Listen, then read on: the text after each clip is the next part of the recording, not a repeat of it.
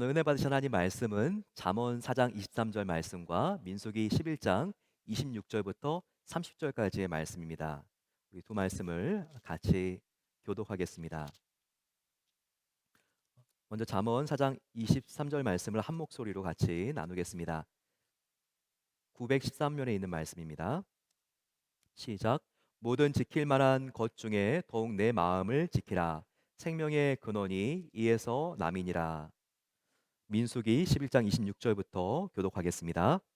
그 기명된 자 중 엘닷이라고 하는 자와 메닷이라고 하는 자 두 사람이 진영에 머물고 장막에 나아가지 아니하였으나 그들에게도 영이 임하였으므로 진영에서 예언한지라. 한 소년이 달려와서 모세에게 전하여 이르되 엘닷과 멜닷이 진중에서 예언하나이다 하매 택한 자 중 한 사람 곧 모세를 섬기는 눈의 아들 여호수아가 말하여 이르되 내 주 모세여 그들이 그들을 말리소서. 모세가 그들에게 이르되 내가 나를 두고 시기하느냐 여호와께서 그의 영을 그의 모든 백성에게 주사 다 선지자가 되게 하시기를 원하노라. 함께 있습니다. 모세와 이스라엘 장로들이军중으로 돌아왔더라. 아멘. 죄의 무게가 얼마나 되는지 아십니까? 죄의 무게에 대해서 한번 생각해 볼 수 있는 어떤 말씀을 목사님과 그리고 성도님들이 함께 나누었습니다. 이 목사님은 죄의 심각성과 그리고 이 죄의 정의가 무엇인가를 역설했습니다. 마치고 나서 강단에서 내려왔는데 한 청년이 비아링거리면서 이렇게 남아서 물어보는 것이었습니다. 목사님, 죄의 무게가 얼마나 됩니까? 목사님께서 죄가 무엇인지, 죄가 얼마나 위험한지에 대하여 설명하셨습니다. 하지만 죄송합니다. 저는 제 안에 죄의 무게를 전혀 느낄 수가 없습니다. 죄의 무게가 100파운드입니까? 150파운드입니까? 아니면 200파운드입니까? 이렇게 비아냥거리면서 목사님께 질문했습니다. 이때 목사님이 청년에게 이렇게 되물었습니다. 여보게 청년, 죽은 송장 위에 200파운드나 되는 짐을 한번 얹어보게. 그 시체가 짐의 무게를 느낄 수 있겠는가? 이에 대해서 청년이 대답했습니다. 그야 물론 죽은 송장이니까 느낄 수가 없지요. 그런데 이 말을 하고 나서 청년이 자기가 한 말을 곰곰이 생각해 보니 굉장히 큰 충격을 받았습니다. 그래, 죽은 송장은 무게를 느낄 수 없으니까 내가 영적으로 죽은 것이 아닐까, 이 생각을 했다는 겁니다. 영적으로 하나님과의 관계가 끊어져 있고 그리고 우리가 하나님과 멀어져 있다면 그것은 영적으로 죽은 것이고 또 죽어가는 것일 겁니다. 그러면 영적으로 무감각해집니다. 그래서 죄의 무게와 심각성을 전혀 느낄 수가 없죠. 하지만 우리가 하나님으로부터 멀어지게 되면 죄에 대해서만 무감각해지는 게 아니에요. 우리가 마땅히 감사해야 되고 만족해야 되는데 이 만족과 감사도 우리의 마음속에 어느새 증발되고 만다는 것입니다. 그 대신 하나님과 관계가 끊어져 있으니 또 멀어져 있으니 항상 그 마음이 무엇을 가져도 만족이 없습니다. 계속 목마른 것이죠. 원망과 불평과 염려와 근심이 계속 이어지고 행복과는 거리가 먼 삶을 살 수밖에 없는 것입니다. 특별히 우리가 살고 있는 사회는 초고속 연결 사회죠. 굉장히 스피드가 있고 그리고 서로 다 네트워킹이 돼 있습니다. 전자, 통신, 교통망이 하도 촘촘하게 빠르게 발달하다 보니 정과 사람들이 비교할 수 없이 서로 가까워지지 않습니까? 이메일, 페이스북, 인스타그램, 줌 정말 이런 모든 통신망들은요 정과는 비교할 수 없이 사람과 사람의 거리를 가깝게 붙여 놓았습니다. 인터넷 속도가 점점 빨라져 가지고 5G도 이제는 옛말이고 6G 그리고 7G까지도 내다보는 시대가 되었습니다. 이렇게 빨라지고 편리해졌다고 과연 행복하십니까? 아니죠.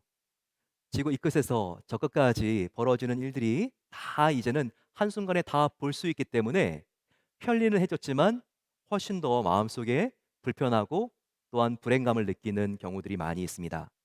오히려 남과 내가 가까워지면 가까워질수록 애정과 신뢰를 느끼는 것이 아니라 늘 감시받는 느낌을 받고 더욱더 불행을 느끼고 전과 비교하지 않는 것들을 이제는 남과 나를 비교합니다. 정말 우리가 10년 전만 하더라도요. 이렇게 집과 주식뿐만 아니라 비트코인에 대해서 이렇게 남과 비교를 했습니까? 인터넷 우리가 함께 뭔가를 올렸을 때 조회수라든지 라이크가 몇 개 달라붙는지 이런 것에 대해서 남과 비교를 했습니까? 아니죠. 하지만 이렇게 속도가 발달하게 되니까 우리는 더 남과 비교하고 경쟁하고 질투하고 불안하고 염려와 근심과 증오가 커지고 있다는 것입니다. 과연 여러분 우리가 행복하냐는 질문에 네, 저는 행복합니다. 그렇게 자신 있게 대답할 수 있을까요?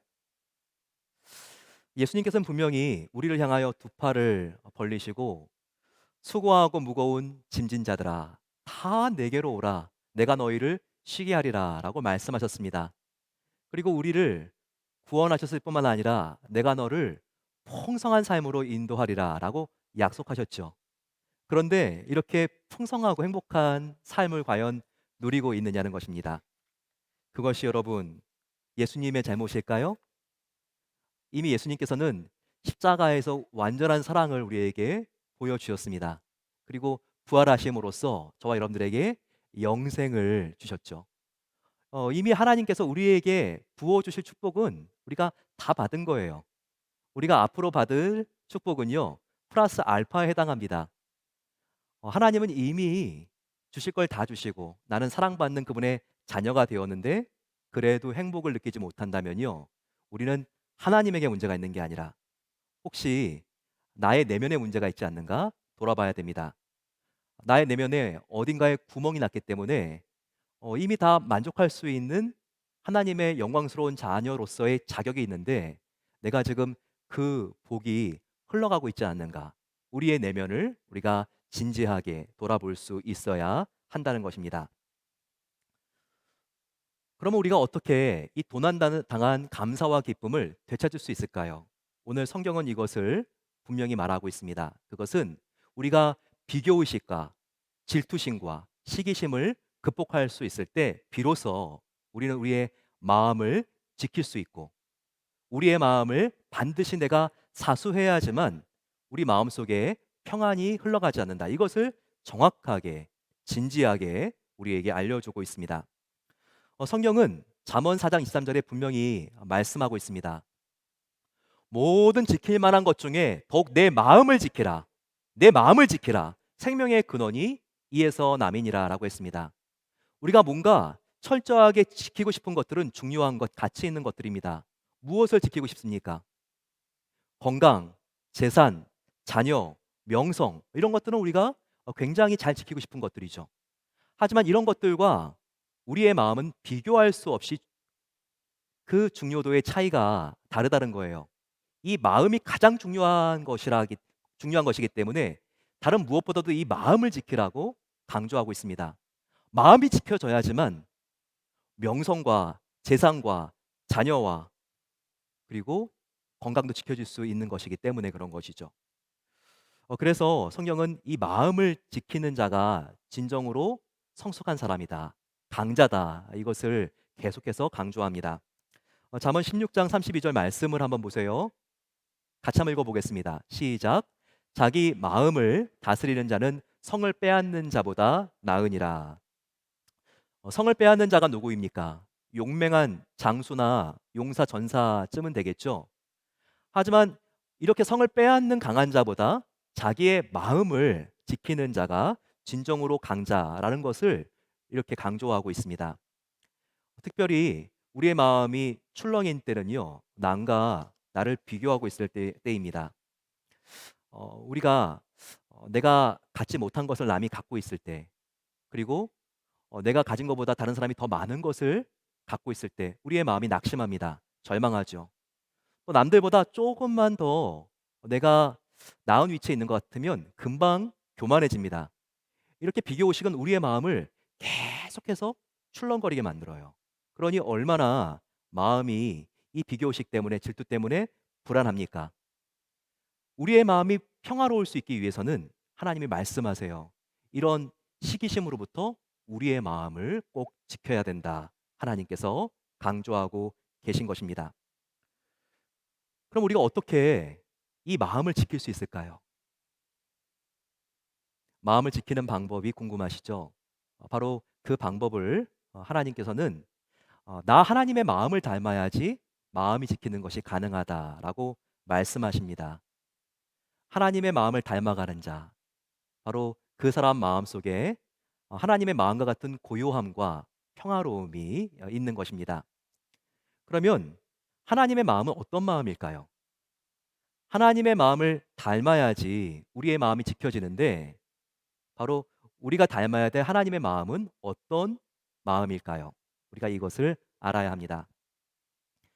특별히 야고보서를 보게 되면요. 하나님의 마음이 무엇인지를 우리에게 선명하게 보여줍니다.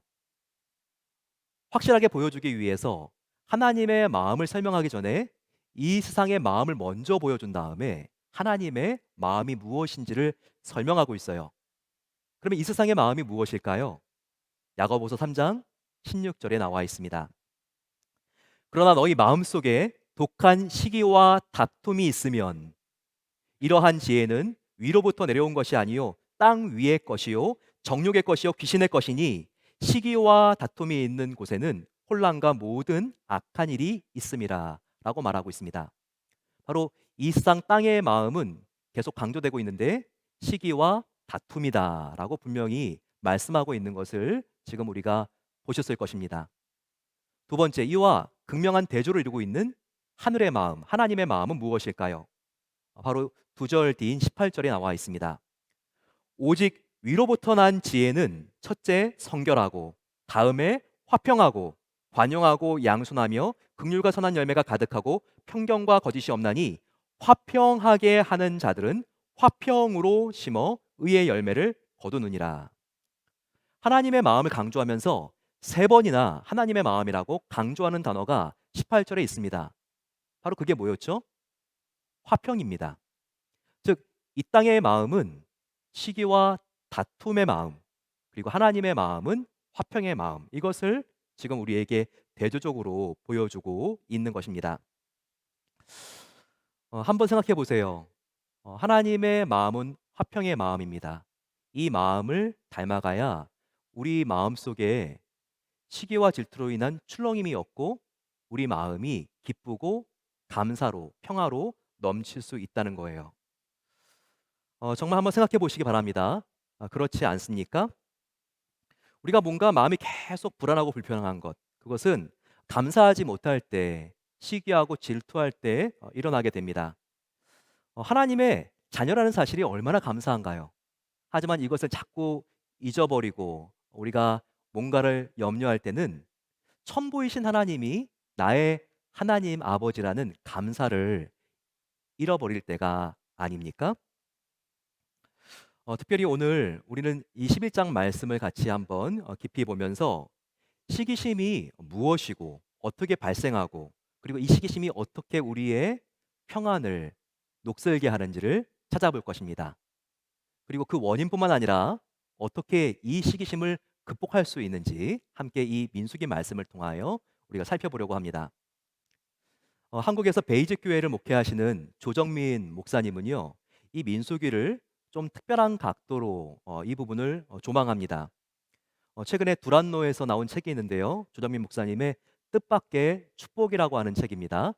거기에는 7가지 하나님의 축복이 나오는데 6번째 챕터가 좀 특별합니다. 그 제목이 시기심을 이겨내는 복.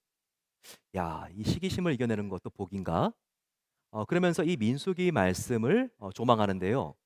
저도 이 부분을 읽으면서 느낀 인사이트가 있습니다. 그리고 우리 성도님들과 함께 나누면 좋겠다고 생각해서 이 부분을 같이 한번 민수기 말씀을 오늘 같이 한번 면밀하게 살펴보기를 소망합니다.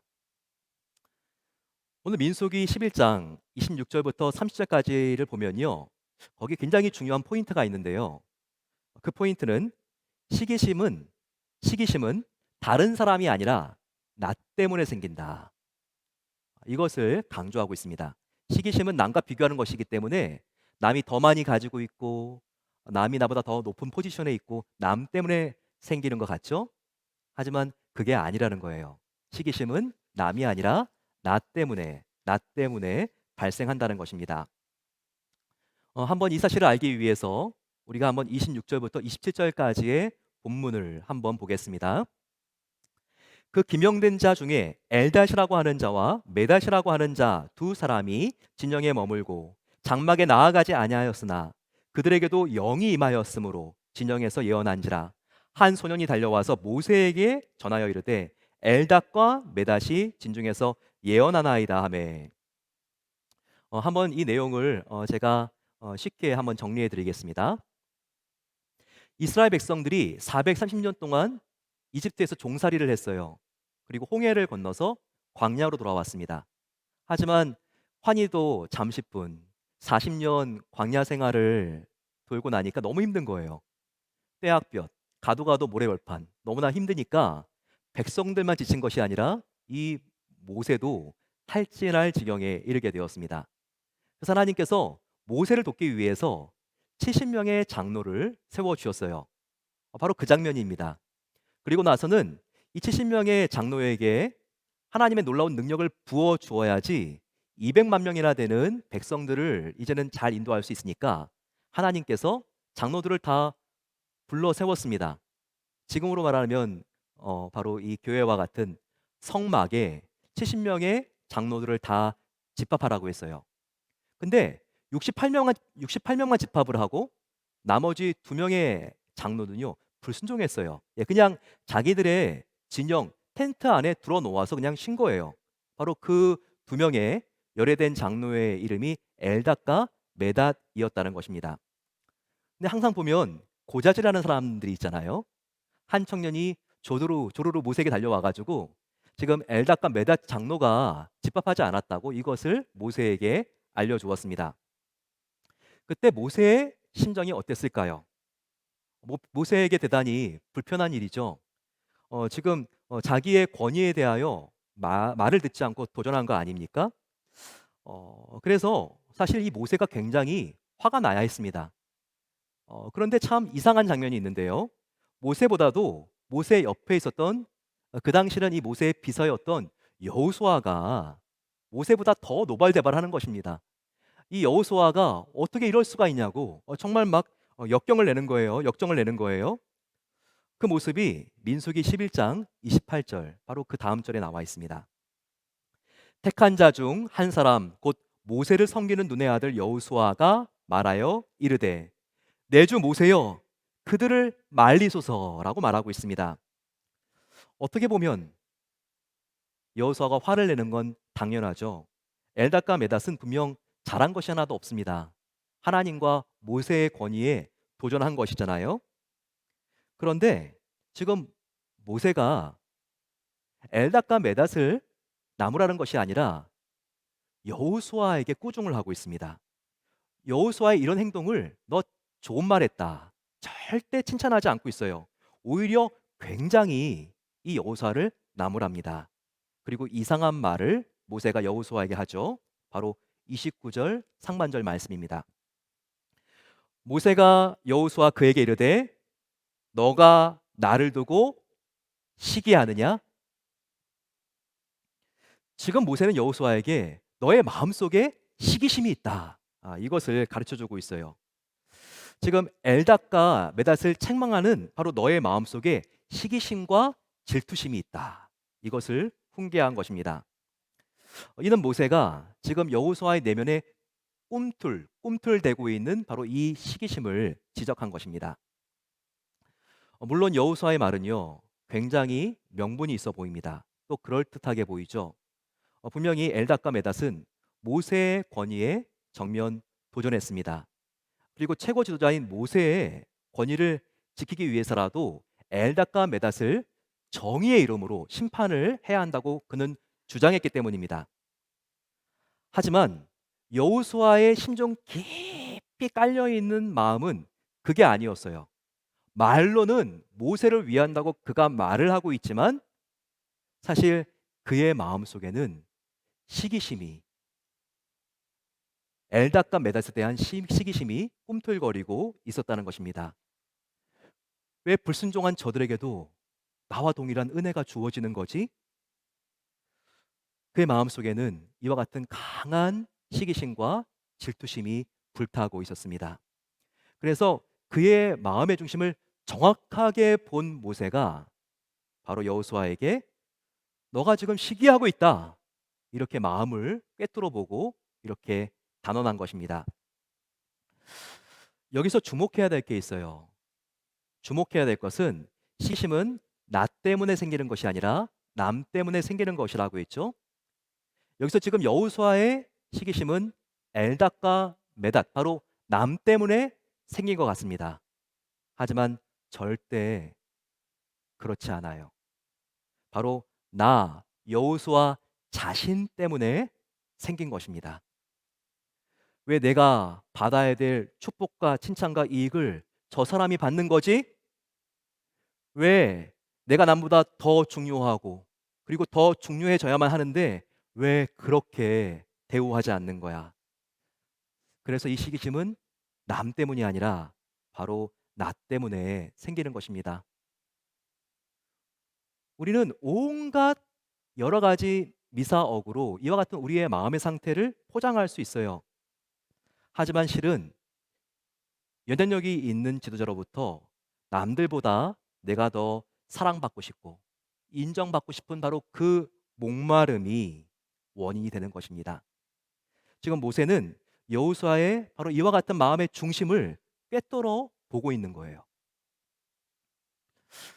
사실 모세는 그냥 넘어갈 수도 있었어요. 왜 모세인들 이 여호수아를 아끼고 그를 후계자까지도 생각하고 있는 시기인데 이런 가슴 아픈 말을 해주고 싶었겠습니까?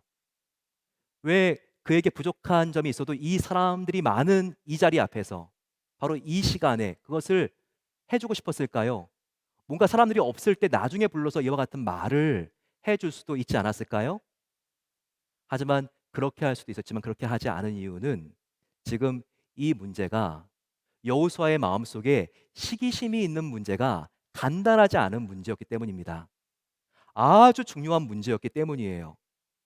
이 시기심의 문제가 제대로 해결되지 않으면 절대 하나님 앞에서 기쁘시게 사용될 수 없기 때문에 모세가 이것을 꼭 가르쳐 주고 싶었던 것입니다. 모세는 아직도 여호수아의 마음속에 이와 같은 시기심이 남겨져 있는 것은 그가 하나님의 은혜를 제대로 체험하지 못한 결정적인 증거로 여겼기 때문에 이렇게 여호수아에게 가슴 아픈 말을 던진 것이었습니다. 피아노 콩쿠르를 준비하는 한 어머니가 있었습니다. 예, 피아노 콩쿠르를 준비하는 딸을 가진 한 어머니가 있었습니다. 근데 너무 피아노를 잘 연주하는 거예요. 그런데 자기 또 딸하고는 비교가 안 될 정도로 탁월한 딸의 친구가 있었습니다. 걔도 이번에 같이 출전을 하게 되었거든요. 그러니까 많은 선생님들과 학부모님들이 그냥 다 예측을 하는 거예요. 1등은 이 어머니의 딸의 친구인 거고 2등은 바로 이 어머니의 딸이 하겠구나. 그런데 너무나 이 어머니 마음속에 그것이 못마땅했어요. 정말 시샘이 났습니다. 그러면서 엄마가 절대 품지 말아야 될 마음을 품고 기도하기 시작합니다. 딸의 친구가 이번 대회에 참석하지 않으면 좋겠는데, 그러면 내 딸이 1등을 할 텐데. 그래서 이렇게 기도합니다.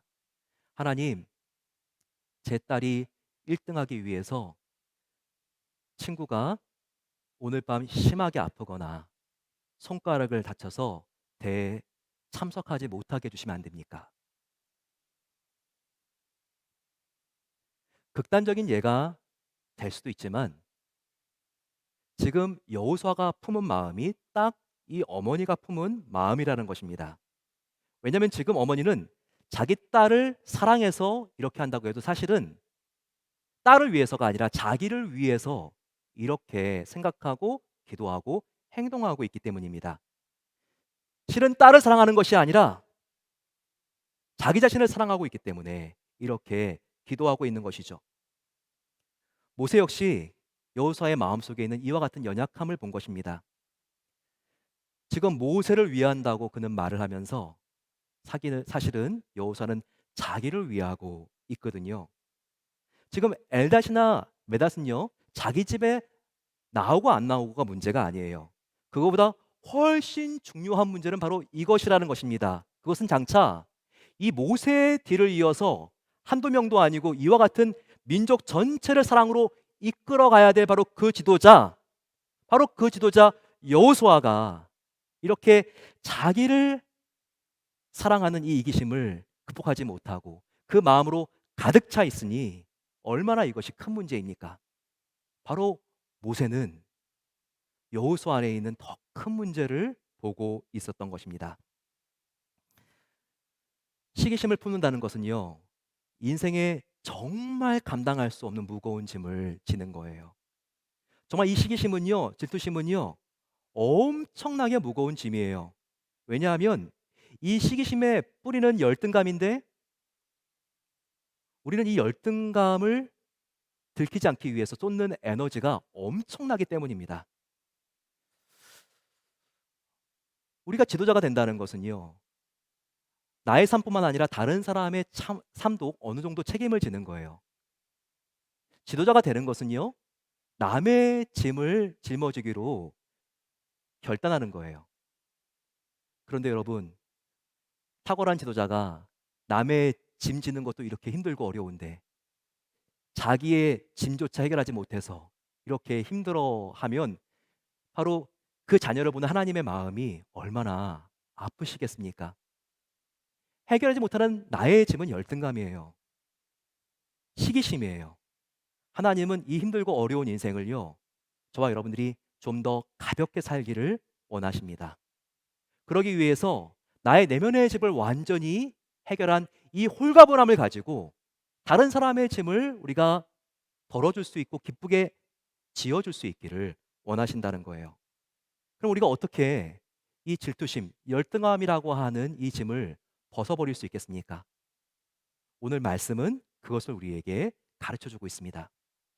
바로 그 말씀은 우리가 이 시기심을 벗어넘을 수 있는 방법은 하나님 앞에 서서 내가 하나님께 이제까지 어떠한 은혜를 받았는지 헤아려 보고 감사하는 거예요. 그리고 나에게 시기심을 야기하는 사람을 우리가 조금씩 더 축복하기 위해서 우리의 마음과 전쟁을 선포하고 싸우는 것입니다. 저를 한번 따라해 주시면 감사하겠습니다. 어, 시기심을 벗어버릴 수 있는 길은 하나님 앞에 감사하고 다른 사람을 축복하는 것입니다. 이것을 모세가 여호수아에게 가르쳐 주고 있어요. 바로 그 다음 절에서요. 한번 볼까요? 모세는 여호수아에게 이와 같이 말합니다. 민수기 11장 29절 말씀입니다.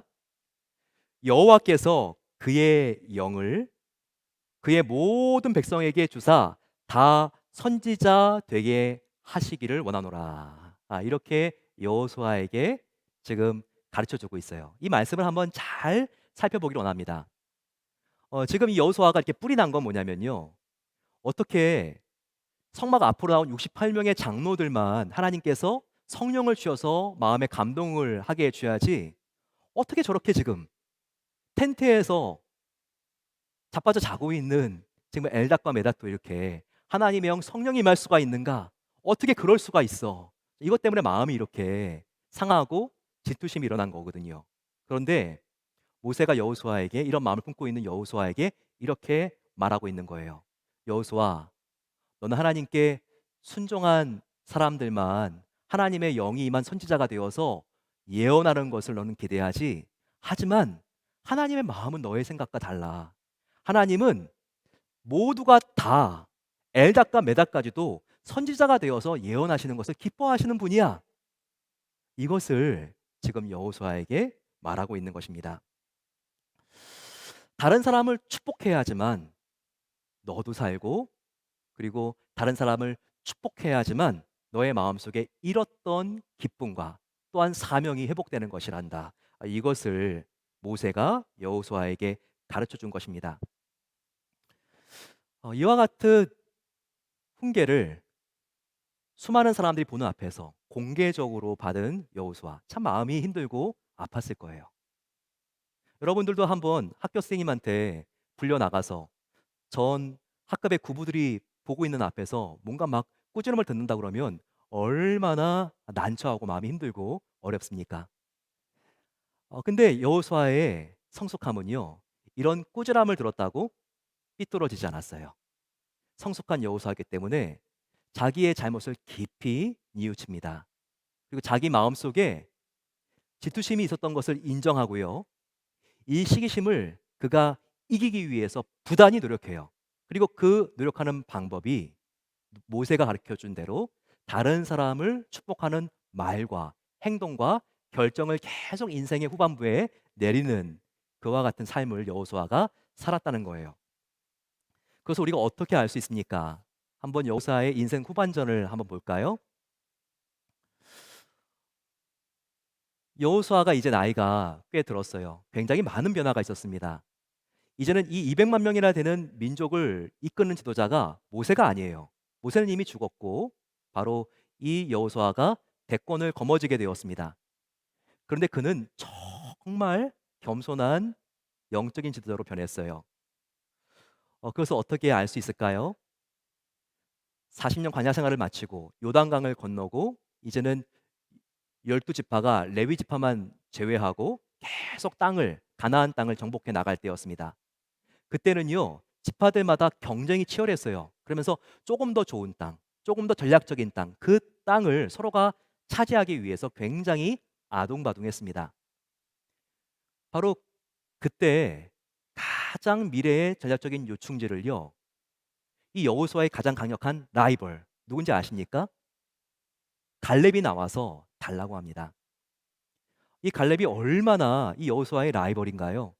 정말 그 젊었을 때부터 가나안 정탐을 했을 때 이 여호수아와 갈렙이 함께 12명 전탐꾼과 함께 들어가지 않습니까? 그때부터 아주 치열한 라이벌 관계였는데요. 그런데 이 여호수아는요. 모세로부터 그와 같은 교육을 받은 뒤에 계속 이 라이벌인 갈렙을 축복하는 삶을 삽니다. 그들이 마지막으로 조우했던 바로 그 순간에도 얼마나 갈렙을 품어주고 그를 더 세워주고 축복하고 있는 여호수아의 모습이 발견되고 있는지 몰라요. 바로 여호수아 13장, 14장 13절 말씀입니다. 한번 보세요. 여호수아가 여분네 아들 갈렙을 위하여 축복하고 여기 보세요. 갈렙을 위하여 축복하고 헤브론을 그에게 주어 기업을 삼게 하매. 물론 이 헤브론은요. 거기 강한 대적이 살고 있었어요. 하지만 그만큼 그 땅은 아주 좋았던 증거라는 거예요. 아주 미래의 요충지고 전략적인 중심지였죠. 그런데 그 땅을 갈렙에게 양보합니다. 그리고 그 땅 헤브론을 가지라고 축복하죠. 그리고 나서는 여호수아는 어떤 땅을 가졌게요? 헤브론과 비교가 되지 않는 땅을 가졌어요. 바로 딥나세라라고 하는 땅이었는데요. 이 땅은 아주 낙후된 벼고지였습니다. 처음부터 개간을 하고 처음부터 개발을 해야 되는 그와 같은 황무지였어요. 여호수아 19장 50절에 이것이 나와 있습니다. 곧 여호와의 명령대로 여호수아가 요구한 성읍 에브라임 산지 딥나세라를 주매 여호수아가 그 성읍을 건설하고 거기 거주하였더라. 정말 이 낙후된 벼고지 딥나세라 다른 지파들이 다 좋은 땅을 가져간 다음에 남겨진 가장 초라한 땅, 낙후된 땅을 자기 스스로 이제는 정착지로 받아들이고 그가 여기서 거주를 하기 시작했다는 것입니다. 정말 변화된 여호수아의 모습이 아닐 수 없습니다. 모세의 충고를 들은 바로 그 시점에서 여호수아는요 시기심과 이기심을 완전히 내려놓은 지도자가 되어 갑니다. 그리고 그 방법은 자기와 다른 사람들을 비교하지 않고 시기하지 않고 축복하는 방법을 이렇게 사용한 것입니다. 이와 같은 모습은요 예수님의 제자 집단에도 같이 발견이 되고 있습니다. 모세와 여호수아의 이와 같은 갈등들 그리고 또 갈렙과의 경쟁하는 구도는요 예수님의 12제자와의 관계 속에서도 보여진다는 거예요. 예수님의 공생의 사역 3년을 보게 되면요 후반부로 갈수록 계속 예수님의 인기가 치솟습니다. 그래서 예수님이 한번 오시기만 하면 금세 5천 명, 뭐 아이들 다 합치면 2만 명이 금방 군집했죠. 이제 우리의 스승님인 예수님이 로마의 가이사보다 높아질 날도 얼마 남지 않게 보였습니다. 그렇게 기세가 등등했죠. 하지만 그럴 때일수록 더욱더 제자들은요, 서로와 경쟁하고 작은 일로도 날카로워지고 치샘했습니다. 예수님이 이렇게 높아져 있는데 우리에게 앞으로 이권과 땅덩어리를 분배한다 그러면 얼마나 우리의 패권이 대단해질까? 이것 때문에 끊임없이 경쟁했습니다. 이것을 꿰뚫어 보았던 예수님, 제자들에게 어떻게 말씀하고 있죠? 너희 중에 으뜸이 되려면 너희가 먼저 섬기고 축복하는 자가 되어야 된다. 이것을 예수님이 분명히 알려주었습니다. 마태복음 20장 26절부터 27절까지의 말씀이죠. 같이 한번 읽어보겠습니다. 예수님의 말씀입니다. 시작. 너희 중에 누구든지 크고자 하는 자는 너희를 섬기는 자가 되고 너희 중에 누구든지 으뜸이 되고자 하는 자는 너희 종이 되어야 하리니. 더욱더 섬기는 삶, 아낌없이 나누는 삶, 그리고 상대방을 축복해 주는 삶. 바로 이것이 가장 의미 있고 행복한 삶이다. 이것을 예수님께서 제자들에게 알려주신 것입니다. 사도 바울도 이 사실을 얼마나 강조하고 있습니까?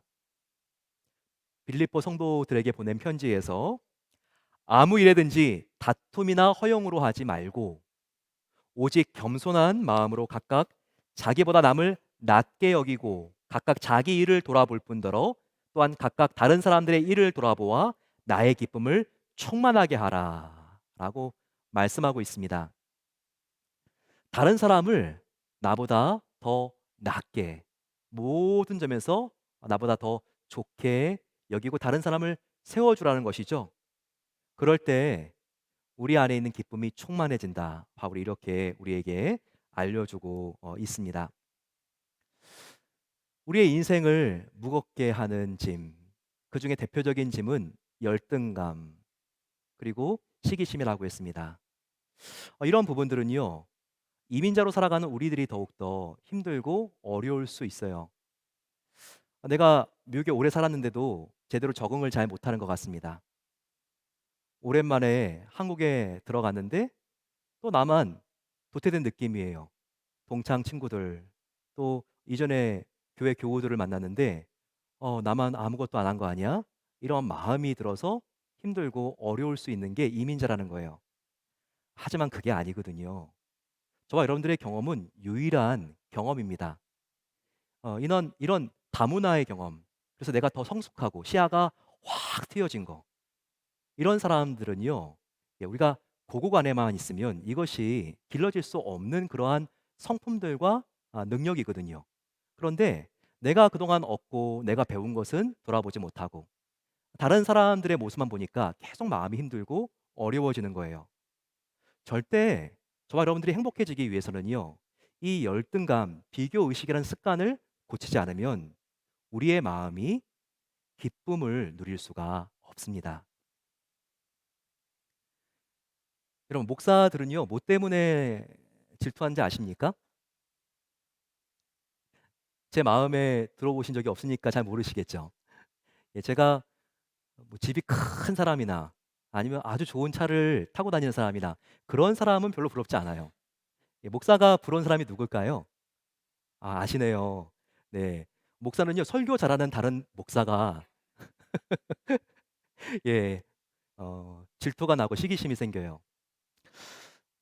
제가 시카고에서 목회를 8년 했거든요. 부목사로 8 년을 목회를 했는데 그때 그 교회에요, 정말 설교를 잘하는 부목사님이 4 명 있었어요. 네. 근데 그 4 명의 목사님은 시카고만 해도 교회가 한 250 개가 넘거든요.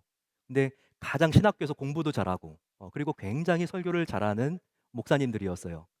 그래서 지금도 그 교회 연락하게 되면요, "아 목사님 그때가 그립습니다." 그래요. 이 시간 4 명의 목사님들이 다 한국으로 LA로 다 흩어져 가지고 단독 목회를 하고 있는데 이분들이 생각해도 정말 그때가 너무나 목사님들의 말씀이 담임 목사님뿐만 아니라 부목사님들의 설교가 너무나 은혜로웠다는 거예요. 그런데 부목사한테 주일 예배 선교할 수 있는 기회가 자주 오는 게 아니잖아요. 담임 목사님 휴가 갔을 때 그때 1 년에 한두 번 올 수 있는 기회인데 누구든지 다 홈런을 날리고 싶거든요. 이렇게 설교를 한 번 할 때마다 성도님들이 뭐 격려해 주시는 거겠죠. 얼마나 칭찬을 많이 해 주시는지. 근데 그게 1 년, 2년 지나가니까 이 부담이 되더라고요.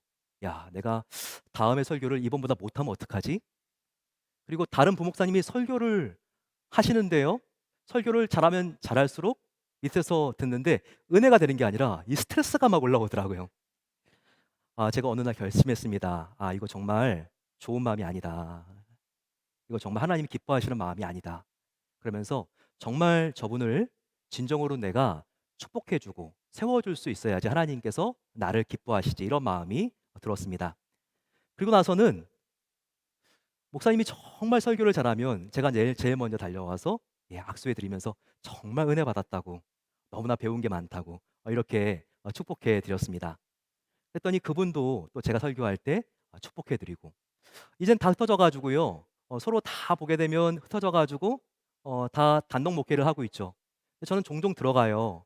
그리고 유튜브로 그 설교를 듣고 꼭 댓글을 남겨 줍니다. 그 성도들 다 그 댓글 보거든요. 그래서 제가 당신 교회 목사님은 세상에서 제일 설교를 잘하는 목사님입니다.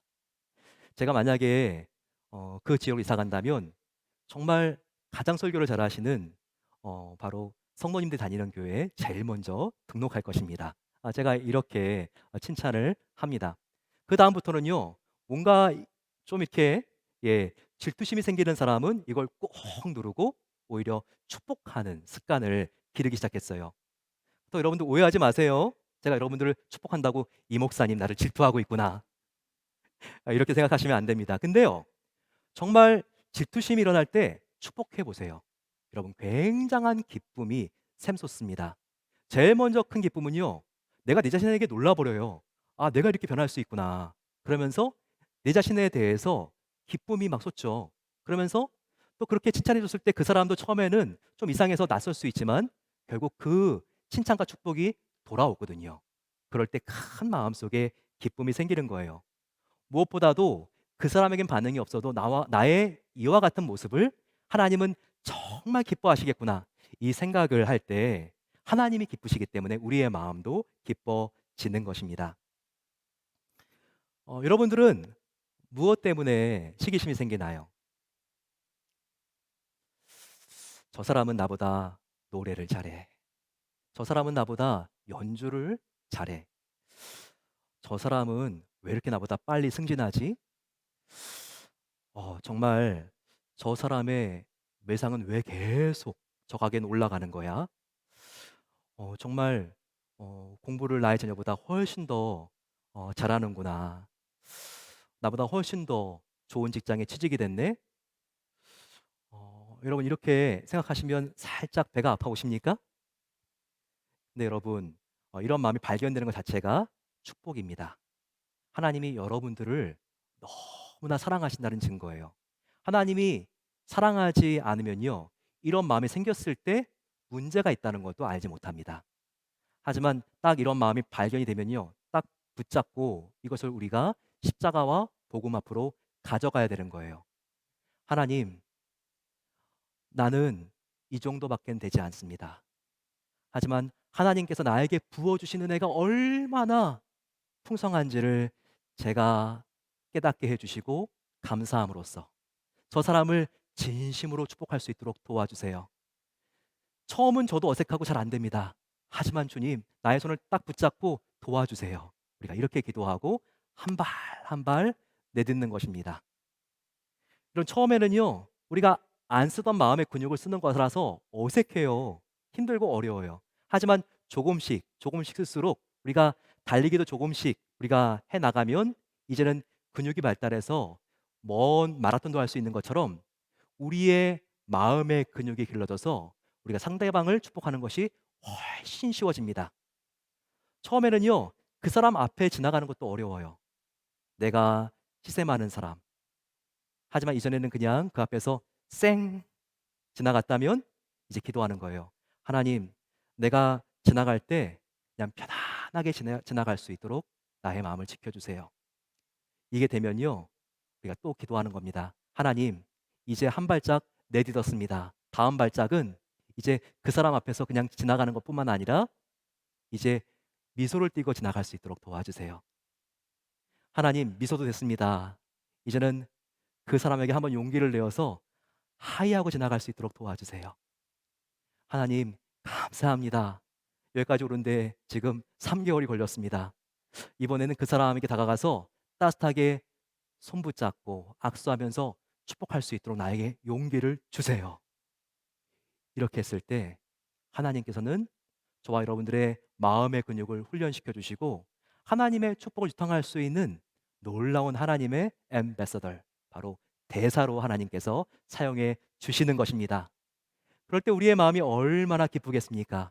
이 기쁨 때문에 우리의 삶이 자신감이 생기고 의미가 생기고 기쁨이 생기는 것입니다. 월남전이 한창일 때 수많은 미국 장병들이 정말 다리를 다치고 부상을 입고 눈이 멀고 이런 상위 군인들이 얼마나 많았는지 몰라요. 그때 미군 정부에서요, 이런 상위 군인들을 위문하기 위해서 대대적인 공연을 펼쳤습니다. 그때 밥 호프라고 하는 아주 유명한 개그맨이 있었어요. 이 코미디언. 그에게 무대 감독이 전화를 합니다. 밥 호프, 한 번만 출연해 주시면 우리 상위 군인들에게 정말 큰 기쁨과 위로가 될 것입니다. 그랬더니 제가 얼마나 유명세를 타서 바쁜지 모릅니다. 안 돼요. 그래도 이 무대 감독이 끊임없이 연락을 하니까, 그럼 감독님, 내가 잠시 5분만 얼굴만 비춰도 되겠습니까? 괜찮다고. 제발 좀 오기만 해도 우리들에게 큰 위로가 되겠다고. 그렇게 초청을 했습니다. 바포프 씨가 공연을 하는데요. 이게 웬일이에요? 10분이 지나고 20분이 지나고 30분이 지나고 40분이 지났는데도 내려오지 않는 거예요. 그리고는 내려왔는데 온 몸이 얼마나 열심히 공연을 했는지 땀에 흠뻑 젖어 있을 뿐만 아니라 그 눈은 눈물로 젖어 있었어요. 감독이 가서 도대체 왜 대관절 이렇게 40분이나 공연을 했냐고, 그리고 눈에 그 눈물은 뭐냐고 라고 말하니까 흐느껴 울면서 저기 있는 저 맨 앞줄에 있는 저 사람들을 보라고, 내가 저 사람 때문에 이렇게 공연할 수밖에 없었다고. 그 앞에 보니까요, 상위 군인 둘이 있었는데 하나는 포탄에 의해서 자기의 오른손을 잃고 또 다른 상위 군인은요, 왼손을 잃은 상위 군인이었습니다. 그런데 이 밥 호프의 공연을 제일 앞에서, 또 서로 팔이 하나씩 없으니까 서로 남겨진 왼팔과 오른팔을 가지고 함께 힘껏 박수를 치면서 그들이 그렇게 즐거워하고 응원을 하는데 자기가 너무나 큰 감동을 받았다는 거예요. 그래서 공연을 이렇게 오래 하고 내가 이렇게 눈물을 흘릴 수밖에 없었다고. 내가 정말 연예인 초창기를 생각할 수밖에 없었고 이 초심을 회복할 수 있도록 나를 여기 초청해 준 감독님 너무너무 고맙다고. 이렇게 그가 고백했습니다. 여러분, 우리의 인생이 기쁘고 힘바람이 나기 위해서는요, 안 그래도 이렇게 힘들고 어려운 인생, 절대 여러분, 우리가 질투심으로 우리의 마음을 눌러놓으면 안 되는 것입니다. 그럼 어떻게 해야 되나요? 서로 간에 허물을 들춰내는 것이 아니라 여기 있는 두 상위 군인처럼 자기의 약점을 부끄러워하지 않고 오히려 서로 약한 부분들을 감싸주며 포용하며 끌어안으면서 우리가 함께 기뻐 나아갈 때 우리 인생의 진정한 기쁨이 우리 마음속으로부터 흘러 나오는 것입니다. 하나님이 그런 모습을 기뻐하세요. 여러분, 그와 같은 경쟁자가 어디에 있습니까? 여러분의 가정에 있을 수도 있어요. 어느 가정은 부부가 경쟁을 해요. 또 시댁에 가면 또 다른 시누이들이라든지 며느리들이 또한 라이벌이 되는 경우들이 있지 않습니까? 우리 직장에는 또 얼마나 치열한 나의 라이벌이 있습니까? 그때 여러분, 하나님 앞에 나아가십시오. 절대 비교하셔서 마음이 시기심과 질투심으로 어렵지 않고 내가 하나님께 받은 은혜가 얼마나 큰지를 생각하세요. 이미 우리는 예수님이 우리를 위하여 십자가에 죽으심으로 받을 복을 다 받은 사람들입니다. 이것을 우리가 느끼고 감격할 때, 그리고 하나님, 연약한 나를 도우사 저 사람을 축복할 수 있도록 하나님께서 나를 변화시켜 주시옵소서.